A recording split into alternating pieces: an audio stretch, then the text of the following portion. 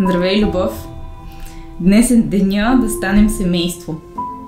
Предполагам, че си много развълнувана. Дойде момента да сбъднем една наша мечта. Мечта, която аз истински чаках да стане реалност. Мечта, която си намислих още когато те видях на онази прословута снимка, на онази прословута маса в Явора. Знаех, че ти един ден ще си до мен пред брачния олтар. Сега, 8 години по-късно, ще кажем заветното да и вече ще градим живота си като семейство. Пиша това и се влюбвам още повече в теб, жената на моя живот и майката на бъдещите ни деца. Обичам те от тук до края на света и обратно.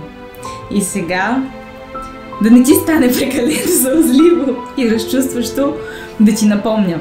Зала Тракия в 16 часа. Послепи се, да не забравиш да дойдеш от спътника в живота.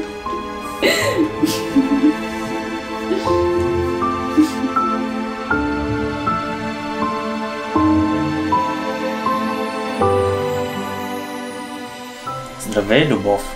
Как си? Необикновен ден, а?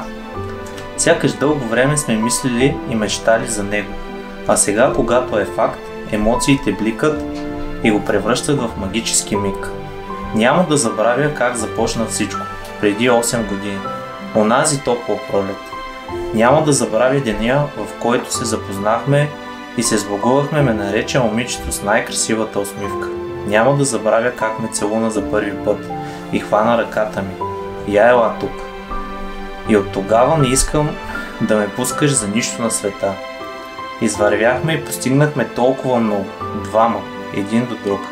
Хванати за ръце. А сега ни предстои следващата голяма и важна крачка.